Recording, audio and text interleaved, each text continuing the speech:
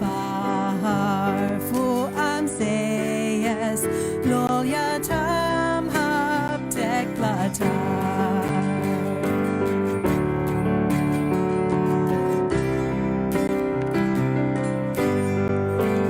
Għalik nibni għal-tarawna sawnek bil-grazzja wasat unitama skon kif joġbok nidħof darek mandellard Ġesu feċni kon parani min il-bridġer rastinak mil-periklu biex jeħlisni għatamal mistir il-par.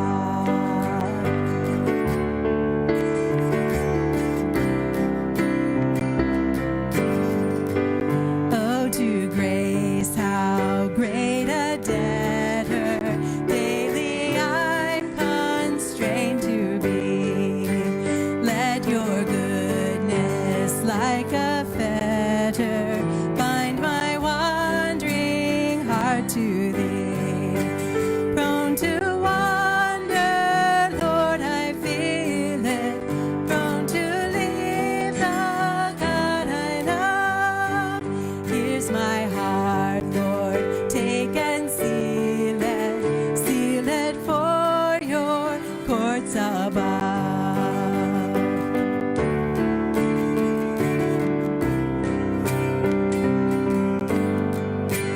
Come, thou fount of every blessing, tune my heart to sing your praise. Streams of mercy never ceasing, call for songs of loudest praise.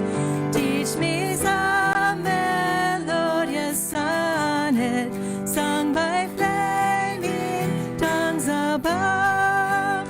Grace abound, I'm fixed upon it, mount of your redeeming love. Teach me some melodious sonnet, sung by flaming tongues above. Grace amount, I'm fixed upon it, mount of your redeeming love. Amen. You may be seated.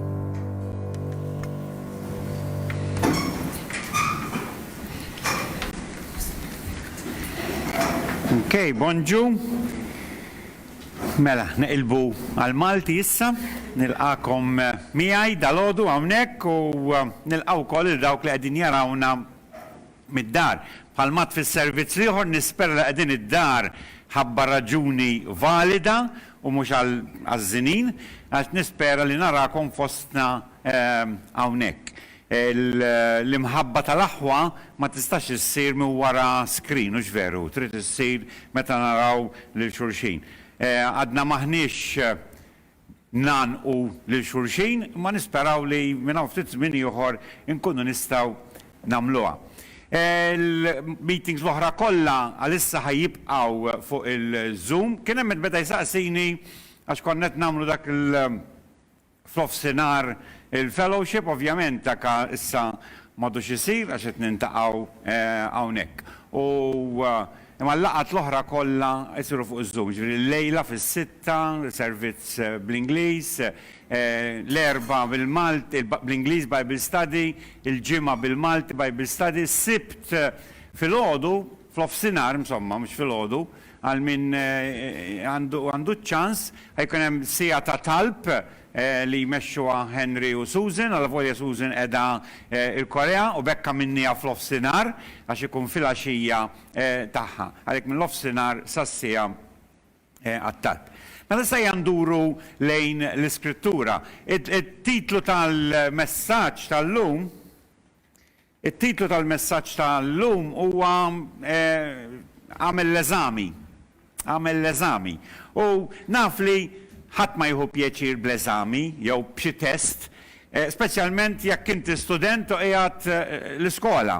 ħadd ma jieħu pjaċir imur jagħmel eżami l-isptar laqqas. U mbagħad meta tagħmel eżami speċi qed tagħmlu int l-eżami lil xi ħadd jew qed tagħmel l-eżami int. Inti t-tabib li qed teżamina jew il-pazjent li qed tiġi eżaminat. Inti t-teacher li qed tagħmel l-eżami jew l-istudent li qed tagħmel l-eżami.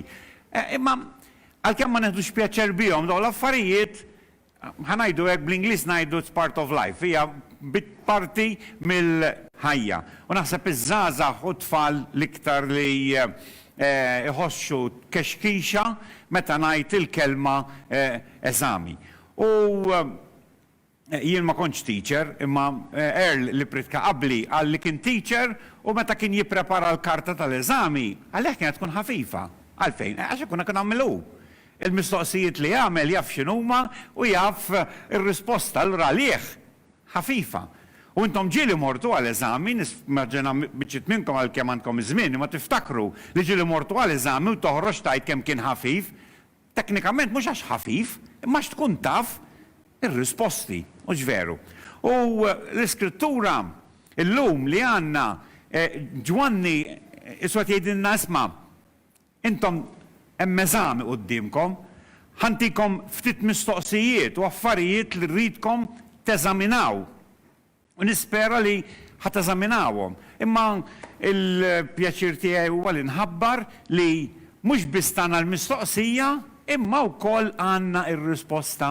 Mela allura dan l-eżami mhuwiex eżami li ħanitlu għalih biex naraw kemm aħna niftakru, imma ħanitlu għalih biex nifmu sew il-mistoqsijiet ta' Ġwanni u napplikawhom fil-ħajja tagħna.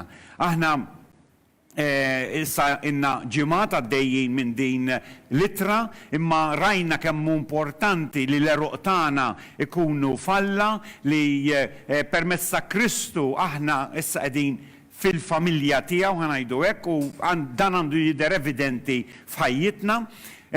Rajna xi ġimgħat ilu li m'għandniex inkunu bħal nies tad-dinja imma bħal nies ta' Alla, m'għandniex inkunu nies tax-xitan imma nkunu nies ta' Alla, ma nkunux bħal Kajin li qatel il-ħuħ imma nkunu bħal Alla li nħobbu lill-aħwa.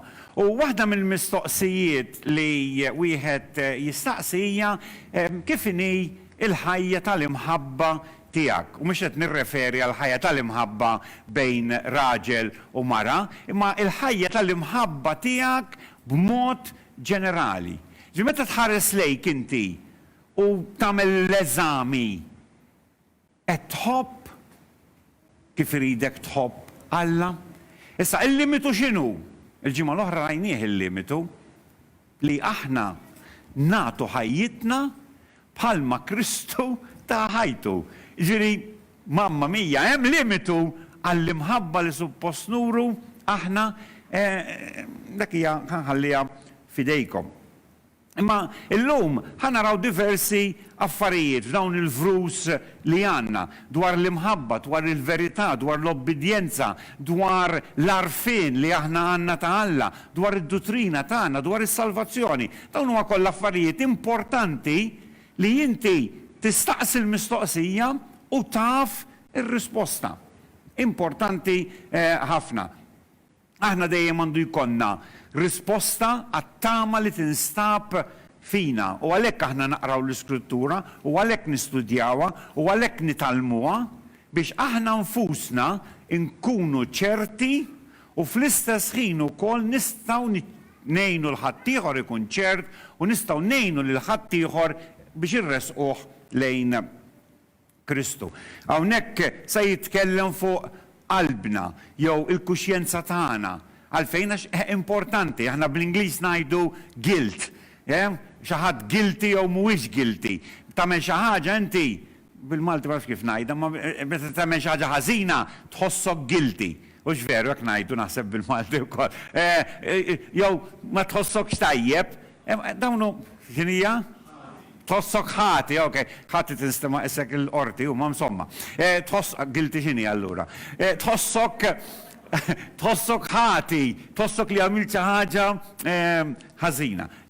U dak li ħanaraw illum, ejja naraw nibdew minn vers 18 ta' l-ewwel Ġwanni kapitlu 3. U li diżar, ħamma nħobbux bil-kliem laqqas bl-lisin imma bl-emil u tassew. U tajdu li għalfej bdejt minn hemm, dawn mhux parti minn tal-ġimgħa l-oħra għax importanti li npoġġu il-porzjon flimkien. Ġifieri hawnhekk mela l-ewwel test tal-imħabba, l-ewwel eżami li aħna rridu naraw kif qed inħobbu. Ma nħobbux bil-kliem lanqas bl-lisin imma bl-emil u tassew. Ġifieri kif tħobb mhux bl-lisin imma bl-emil hija r-risposta. James kapitlu 1 vers 22 jgħidlek.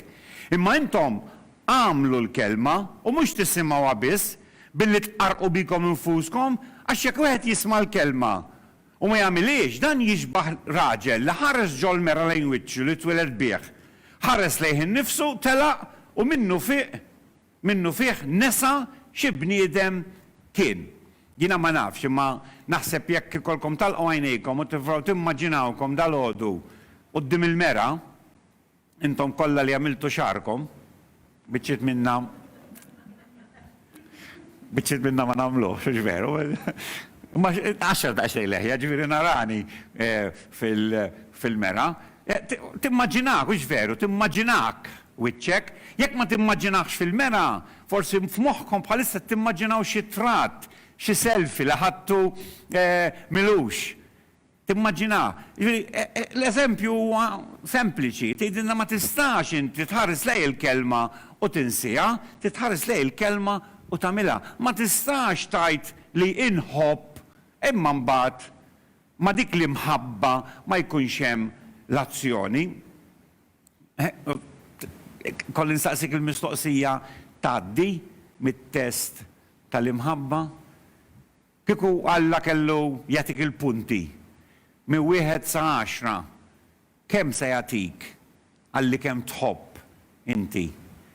2, 3, 9, 10, ejja ma nazzardawx ngħidu li xi ħadd minna jieħu 10, imma fejnu il-livell tiegħek. Ħaġa oħra importanti li naraw mhux biss l-imħabba tagħna u biex neżaminaw l-imħabba tagħna lejn xulxin. U jekk tiftakru fil-ġimgħat li għaddew għadna mhux biss lejn dawk li jħobbuna, mhux biss lejn l-aħwa, imma anka għal dawk li huma barra mill-Knisja irridu nuru imħabba. Nispera li kull wieħed u kull waħda minna jgħaddi minn dan it-test. U mbagħad għandna it-test tal-verità. Vers 17 jgħid, minn dan narfu li aħna tas-sewwa jew tal-verità, sewwa, truth, verità, u nassiguraw qlubna qudiemu. Jiġifieri hawnhekk dan il-vers qed jgħaqqad ma' vers 18. Jiġifieri qed jgħidlek isma' jekk inti tħobb għandek il-verità. Jekk inti tħobb fimta il-kelma u qiegħed tagħmilha. Imma il-verità importanti li nagħmlu dak li hu sewwa importanti ħafna.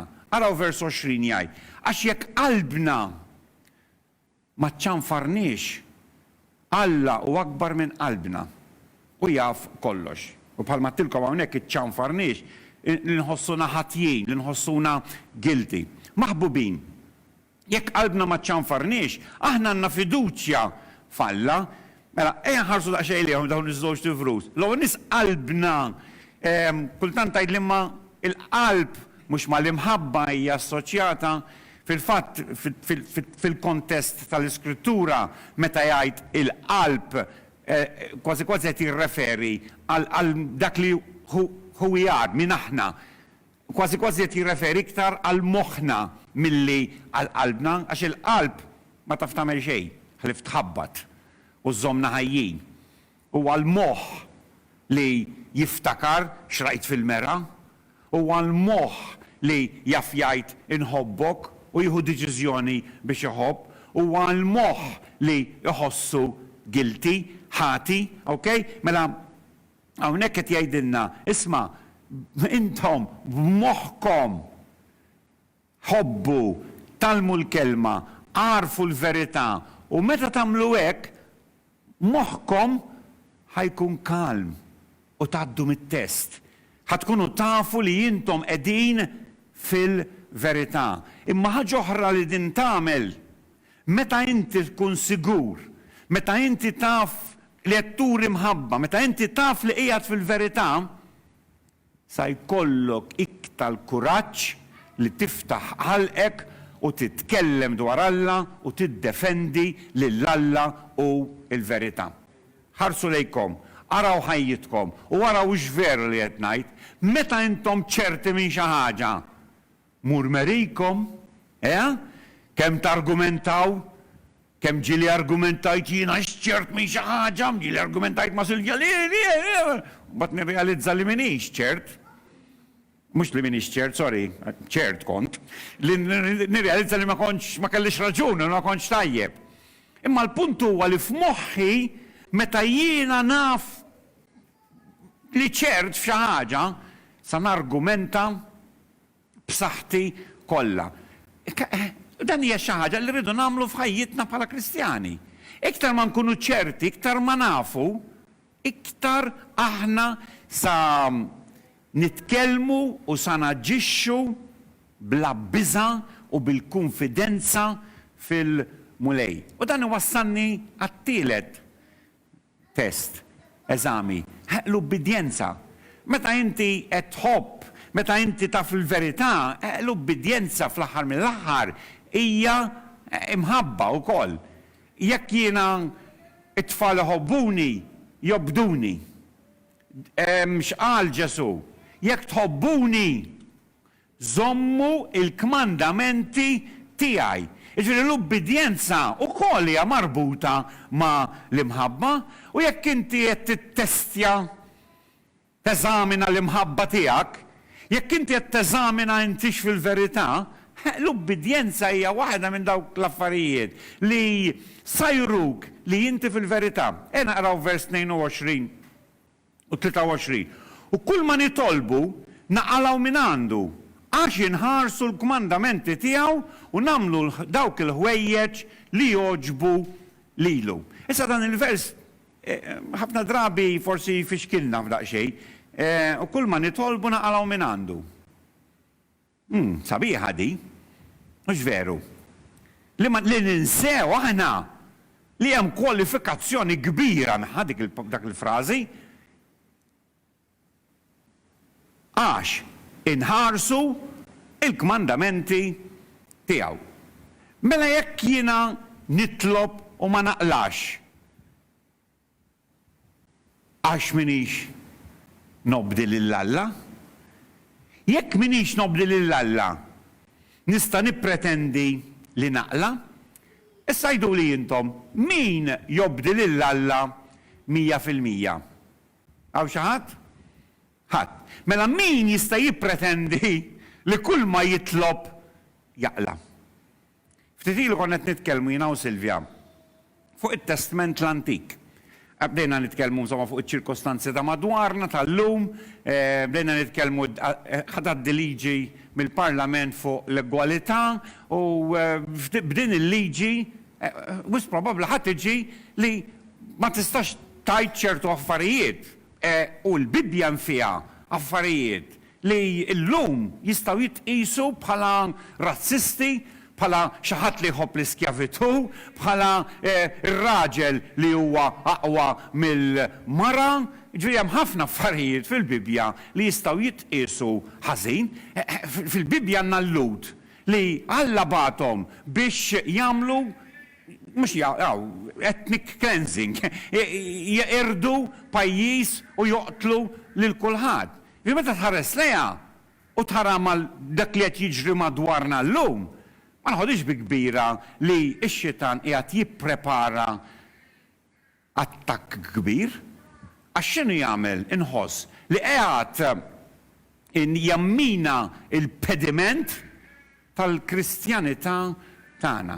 Issa, imma meta nħarsu lejn it-Testament l-Antik, huwa realtà li hemm affarijiet diffiċli fih u li hemm affarijiet li forsi ma nifmuhomx, imma ma rridux nissew li t-Testament l-Antik huwa stampa fiżika ta' dak li aħna naraw illum fit-Testament il-ġdid, fil-ħajja spiritwali tagħna. Alla lil-Lut rrid itihom kollox. Kieku huwa bdewh? Kieku huwa bdewh kien ikollhom ġenna fuq din l-art. Imma l-Lut obdew u minkejja li ma bdewx Alla wera ħnina għal darba darbtejn tlieta. Imma Alla rrid jagħmel mill-poplu tiegħu, mill-poplu Ludi, eżempju ta' poplu li obdih u hu jagħtih kull ma jrid u kull m'għandu bżonn. Ġrat imma dik? Le, ma ġratx. Għalfejn? U minna llum nafu li il-bniedem aqqas jekk Alla jtih kull ma jrid, xorta jitwarrab minn Alla, xorta ma jobdix lill-Alla, xorta rasu mamula li jagħmel ta' rasu. Tajba dej, xorta il-bniedem mamul li jagħmel ta' rasu. U illum b'mod spiritwali aħna għandna l-istess weddiet li għandhom il-Lut. Id-differenza hija qed ngħixu f'mument ta' grazzja. Id-differenza hija li s-sagrifiċċju ta' Kristu ma kienx pa' sagrifiċċju tal-annimali li jridu jsiru fi żmienhom biex jaħfru lek id-dnubiet tal-passat, imma s-sagrifiċċju ta' Kristu effikaċi jgħidulu, jeffettwa il-passat u l-futur tagħna. U aħna ngħixu f'mument ta' grazzja kontinwa. U dan nuruh bl-imħabba tagħna. Dan nuruh billi nħadnu l-verità, dan nuruh bl-ubbidjenza tagħna kemm nifilħu. U qed ngħidlek għalfejn għax naf li ubbidjenza 100% maħniex sa naslu, imma ubbidjenza kemm nifilħu iva. Issa mbagħad għandna dik il-kelma għaraf, know bl-Ingliż, u din il-kelma tfisser ħafna affarijiet, ma ovvjament meta ħadd mur eżami huwa tajjeb li tkun taf dak koll ħajsaqsuk. Imma fl-iskrittura hija użata mod ieħor ukoll. Jekk tiftakru mill-Ġenesi insibuha Adam għaraf lil martu u kellhom it-tfal. Mela hemm dik iċ-ċertu anka intimità ta' inti taf lil xaħat. Vers 24 jgħidlek, u min ħares il-kmandamenti tiegħu jammar fih u hu fih. U minn dan narfu li ju jammar fina mill-ispirtu li tagħna. Ok, tal-fih u fih, kemm darba dnija, inna nitkellmu fuqha minn żmien il-Kolossi li għamilna l-ktib tal-Kolossi. Kristu fina, aħna fih, jurina il-relazzjoni li għanna. Il-ġimgħa l-oħra, għandukun il-ġimgħa l-oħra, kien tkellimt fuq li aħna imwildin minn Alla. Iż-żerrija tiegħu qiegħda fina, biż-żerrija tiegħu. Ġifieri qed jurina għal darb'oħra l-intimità li għandna. U aħna nafuh lil Alla sew. Min iħares il-kmandamenti tiegħu jafu. Min iħares il-kmandamenti tiegħu għax hu fija u jiena fih. Min iħares il-kmandamenti tiegħu qed jgħidilna hawnhekk għax għandu l-ispirtu tiegħu. Jekk naġlu daqsxejn u naraw vers 2 ta' kapitlu 4, minn dan tarfu l-ispirtu talla. Vers 6 jgħid, aħna talla u min jara fl-Alla jismana. Ġifieri taraw il-kelma tarfu, tafu, huwa parti mill-eżami wkoll. Il-mistoqsija hija inti tafu lill-Alla u kif tafu? U r-risposta hi nafu iva għax jammar fija, nafu iva għax għandi l-ispirtu tiegħu, nafu iva għax l-ispirtu tiegħu jgħinni nkun ubbidjenti, nafu iva għax l-ispirtu tiegħu jgħinni inħobb u jgħinni biex inkun naf il-verità. Il-vers li jmiss Il-kelma Ingliża li rrid nuża hawnhekk hija discern. Bil-Malti naħseb ngħidu discernament. U discernament jekk kont tfittxa f'dizzjonarju taf x'inhi il-kelma test. Test. Eżami. When you're discerning, ġifieri mhux eżami saqsejtni mistoqsija u qiegħed nirrispondik, differenti. It-test ieħor qed neżamina xi ħaġa biex insib xi ħaġa fiha. Okay? Dik li tfisser discern. Proċedura li tistabbilixxi xi ħaġa. Ġifieri qed nifhmek, qed nażlek, qed narblek, qed nara. L-ewwel Ġwanni kapitlu 4 vers 1. Maħbubin, la temnux kull spiritu imma araw jekk l-ispirti humiex ġejjin minn Alla. Dak huwa l-eżami. Mela mhux aħna niġu eżaminati hawn, imma aħna kollha l-eżaminaturi.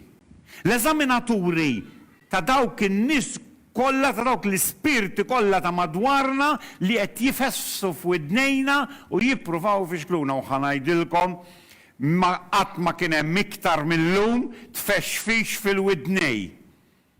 U tafu għalfejn qed nirreferi, mhux biss għal dak li tisma' mill-aħwa, mhux biss għal dak li tisma' minn forsi xi ħadd tfal tliet jiġi jitkellem, imma llum kulħadd imwaħħal mal-medja u fil-medja nisimgħu ħafna tfesfis. U għandna bżonn ħafna discernament. Illum anke ma tisma' l-aħbarijiet ukoll tittoqgħod attent x'inti tisma'. Għax l-aħbarijiet saru ta' żmien jippruvaw iwassluk fejn jridu huma. U minix ngħid ta' dak u tal-ieħor ta' kollha kemm huma jippruvaw sensazzjonaliżmu. Sensazzjonaliżmu. Biex intikom eżempju din il-ġimgħa kif fetaħ l-airport. Smajtuhom l-aħbarijiet? Wieħed instab pożittiv bil-COVID li ġie ripatrijat Malti jumejn wara li nfetaħ l-airport. Smajtuha? U inti x'taħseb? Ġabda deħel il-Mart. Imma mbagħad hekk tfittex id-dettalji dal-persuna kien ġie fil-15 ta' Ġunju. U ma kellux x'jaqsam xejn mal-ftuħ tal-airport. Dak is-sensazzjonaliżmu, dak it-tfesfis, dak huwa d-discernament. Fittex fil-fond, anka fl-aħbarijiet, jiena nfittex fil-fond biex nara x'inhu veru, aħseb u wara jekk qed inħares lejn il-kelma tal-Alla li ħajti tiddependi fuqha. Mhux veru, li l-verità u kif nimxi niddependi fuqha kemm hawn spiriti. Fil-fatt il-kelma maħbubin, temnux kull spiritu imma araw. Dik il-kelma araw hemmhekk jaħsra translation hija daqsxejn fjakka, hemmhekk hija l-kelma dokimazzo, ġifieri doctrine. Ġifieri araw id-dottrina tagħhom, araw x'inhu ma jgħalmu. L-Aqda Biblika Maltija għamlet biċċa xogħol aħjar għax qalet it-translation tagħhom qiegħda temnux kull spiritu imma stħarġuhom. Ġifieri eżaminawhom, kunu użaw discernament. Araw x'inhuma u min huma. Mattju kapitlu 7 vers 15 qed jitkellem Ġesu qal ħarsu ruħkom minn profeti foloz li jiġu għandkom kif lebsin ta' naċ imma minn ġewwa huma il-pup imġewħa. Jgħidlek xi ħadd. Kultant teħelli bil-Malti. Demand. Itlob prova mill-iskrittura. Għax ħafna jistgħu jgħidu ħafna. U mhux jagħtik biċċa vers ta' għax di x-xabbani jiena meta naqra xi ħaġa u jpoġġulek vers bħala prova li m'għandux jaqsam assolutament xejn meta tieħdu fil-kuntest ta' kif inkiteb. Vers 2 ta' kapitlu 4 jkompli minn dan tarfu l-Ispirtu tal-Alla. Kull spiritu li jistqar li Ġesu Kristu ġi fil-ġisem u minn Alla. U kull spiritu li ma jistqarx li Ġesu Kristu ġi fil-ġisem mhuwiex minn Alla. Issa dan mhux qed sempliċement qed jgħid nemmen f'Ġesu, ġifieri inti tittemmen f'Ġesu fit-totalità tiegħu. Tinkludi dak kollu li Ġesu. Ma konna nkomplu naqraw Mattew kapitlu 7 hawnhekk, Ġesu jagħmilha ċara x'irid jgħid, jekk naqraw Ġwanni kapitlu 8 jagħmilha ċara wkoll x'irid jgħid dwar li taċċetta lil Ġesu minu bħala iben Alla u li ġi fil-ġisem, ma sax noqgħod nidħol fiha, imma importanti ħafna li twemmin jew min l-istqarrija tkun fit-totalità tagħha. Mela dak il-bniedem li ma jistqarx li Kristu ġi fil-ġisem jgħidlek dan huwa l-Antikrist. Mela għandek il-profeti foloz u Antikrist, profeta fals, mhux bil-fors qiegħed jgħid affarijiet kollox ħażin u mhux qed jitkellem kontra Kristu, u għalhekk kultant ifixklek, imma l-Antikrist huwa dak ix-xaħat li qed jipprova iġib lil Kristu fix-xejn. Okay? Ġifieri għandek daw iż-żewġ affarijiet u żewġ elementi fuq xulxin. Vers 4 qed jitkellem dwar l-Ispiritu Santu u x-Xitan. Vers 4. Imma intom Alla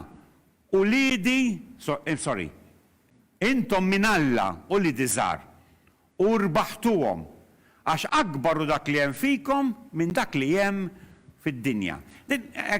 Darb'oħra għadu kemm qalilna li l-Ispiritu Santu qiegħed fina. Tgħidilna l-Ispiritu Santu li hemm fina huwa akbar. Jekk inħalluh jaħdem fina, inħalluh jgħinna fil-verità, inħalluh jgħinna fl-imħabba, fl-ubbidjenza, fl-arfin tagħna, aħna ħanerbħu. Għax dak li hemm fina huwa akbar. Ma rridux inniktuh l-Ispirtu, ma rridux sappressħim, impoġġuh ġobot lill-Ispirtu. Okay? Ġifieri importanti li l-Ispirtu intuh inħollulu r-regni ħalli iġerrina il-qoddim. Vers 5, huma tad-dinja għalhekk jitkellmu skont id-dinja u id-dinja tismagħhom. Għal darb'oħra hawnhekk għandna eżami ieħor. Meta il-klim tiegħek id-dinja qed taċċettah, oqgħod attent x'inti tajt. Meta kull ma tajt inti kulħadd jgħid Amen, oqgħod attent. Ħanajduha kif inhi, priedka mhux bil-fors toġob lil kulħadd, laqas li l-istess kultant ma toġobni priedka għax inkun qed ngħid xi ħaġa li jiena wkoll irrid nara x'sa nirranġa.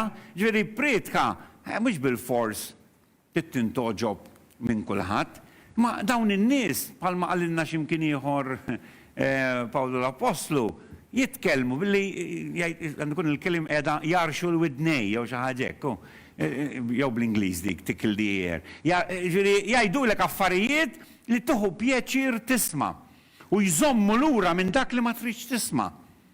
Għalfejn biex ma jdejqukx, ħalli jiġbduk. Ġesu tkellem fuq dawn il-profeti foloz u x'qal qal tkunu tafuhom mill-frott tagħhom. Ġifieri ejja nagħmlu t-test, ejja nkunu dixxernati. Fimtuni, hux veru, fimtuni. Il-mistoqsija mhux li nħobbu li nafu, mhux il-verità, mhux biss li aħna nkunu eżaminati, imma li fl-aħħar mill-aħħar aħna ngħixu bil-konfidenza. Il-bieraħ rajna film jiena u Silvja u kien ta' żmien il-miliet ta' Disney, film ta' Disney. U kien hemm Christmas Father, tgħidek u kuħat għaddej minn miegħu ħadd ma beda jitfalu xejn fis-sasla. Ġieli rajthom daw tas-Salvation Army jagħmlu hekk jiġbru. U ġiet waħda hekk f'daħqa fuq wiċċa, għaltu give me the bell. U dak, what? Għaltu give me the bell. U tal-qampina u bdiet sera Happy Christmas! Ho, ho, ho! Happy Christmas! U f'daqqa waħda n-nies ħaġġej jitfalu fis-sa. U dak mbagħad isu qamu beda sejjer ho! Jajjan. Għalfejn għax l-istess, kultant inħarsu lejn dawn l-affarijiet u ma nitalmux. Jekk jiena Għandi l-affarijiet kollha tajbin, imma mbagħad m'għandi ebda boldness, kuraġġ, konfidenza f'dak li jien għandi u f'dak li jien nemmen. Id-dinja ħatwarrabni. Id-dinja ħatwarrabni. Il-Kristjanità irridu inkabruha.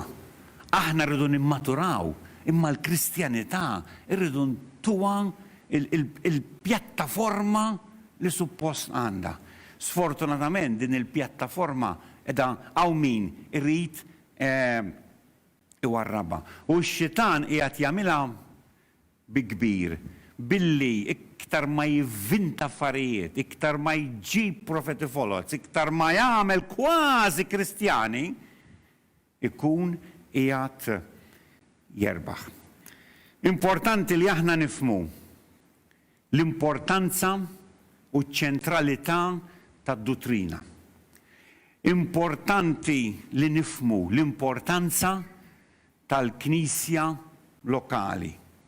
U importanti li nifhmu li ċertu differenzi bejnietna mhumiex importanti. Per eżempju, mhux importanti temminx meta ġej Ġesu jew kif sa jiġi u x'fuq żiemel jew fuq karozzin.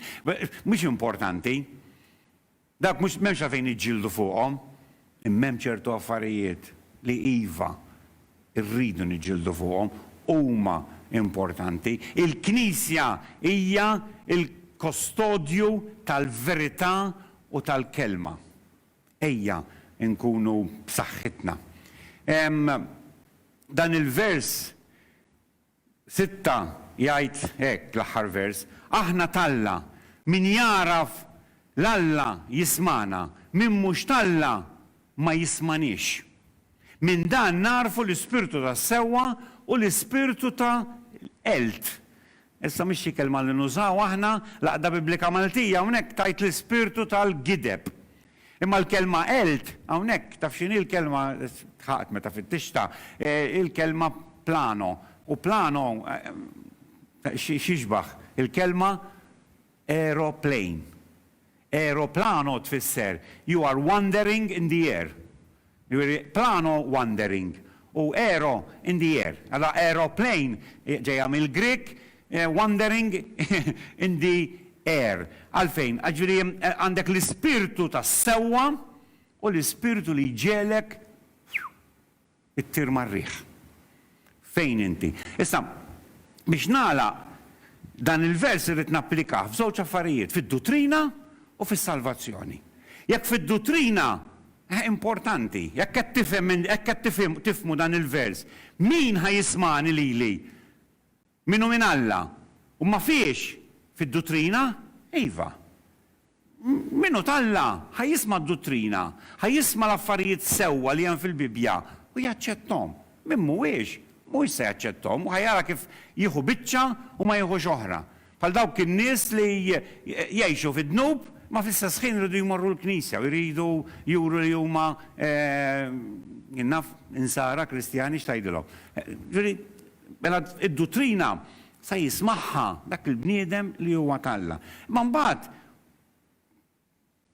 importanti, kont ngħid iktar importanti, ma tnejn importanti fis-salvazzjoni.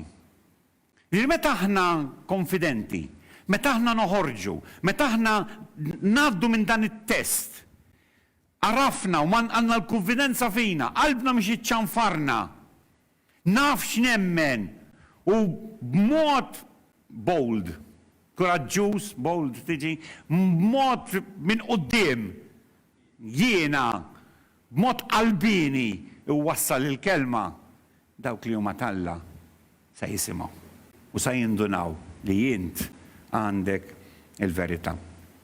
Jekk inqablu dan ma dak li qal Ġesu fi Ġwanni kapitlu 8, Ġesu għalhekk vers 36, mela jekk liben jagħmilkom ħelsien, tkunu ħelsien tas-sew. Jien naf li intom nisel Abram, imma intom tfittxu li toqtluni għax il-kelma tiegħi ma sabitx wisa fikom. Jekk nitkellem fuq dak li rajt għand il-missier u intom tagħmlu dak li rajtu għand missierkom.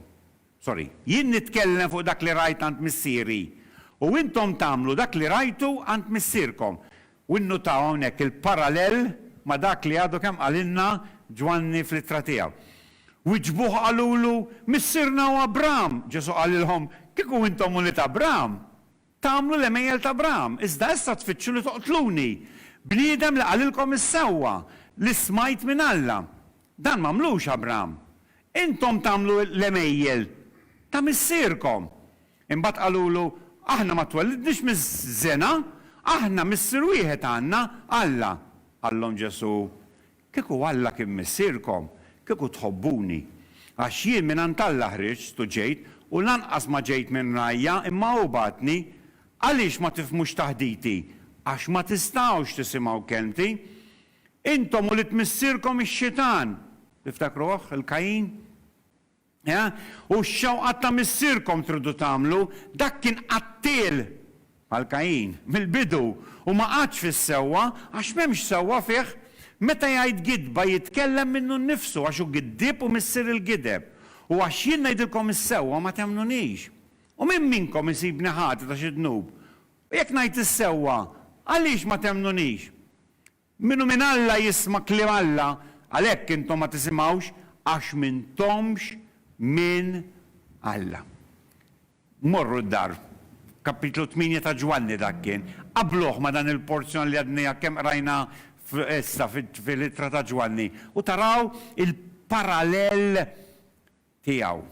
Il-test li ta' Ġesu li dawk in-nies li kienu qegħdin jisimgħu. Dan Ġesu prova jħobbhom, imma huma ċaħduh. Prova jagħtihom il-verità, imma la kienu wulit ix-xitan ma semawx u ma femuħx. Prova jurihom minnu biex ikunu jafuh, imma daw la kienu jafu lilu u laqas kienu jafu lill-missier, ma ddewx mit-test. Int li qed tisma' forsi online tgħaddi mit-test tarfu lil Ġesu. Kieku kont wieħed minn dawk li qed tisimgħu, kont argumenta miegħu jew tajt bħal Pietru l-Apostlu int għandek il-kliem tal-ħajja ta' dejjem. Min int? Inti il-Messija liben tal-ħaj. Ejn nitolbu. Missier aħna nirringrazzjawk tal-kelma tiegħek, nirringrazzjawk li nistgħu ninġabru flimkien biex nitalmuha u fl-istess ħin niġu inkoraġġiti ħalli noħorġu minn hawnhekk u bil-kuraġġ kollu nuru it-twemmin tagħna fik, nuru li aħna uliedek, inħobbu, nobdu u ħajjitna tirrifletti li nafuk u li x-xewqa tagħna hija li dejjem nimxu f'dik it-triq dritta li inti tridna nimxu fiha. Tobdan f'isem Sin Ġesu Kristu. Amen.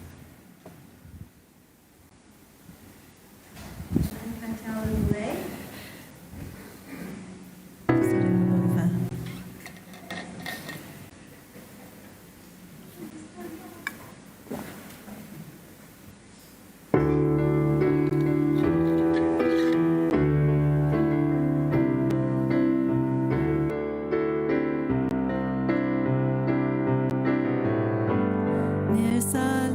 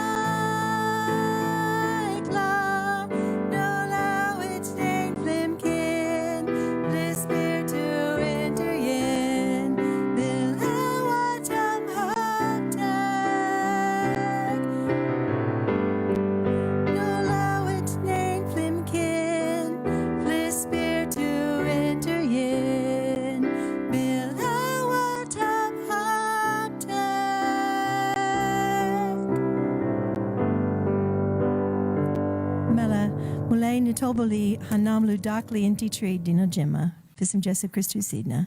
Amen.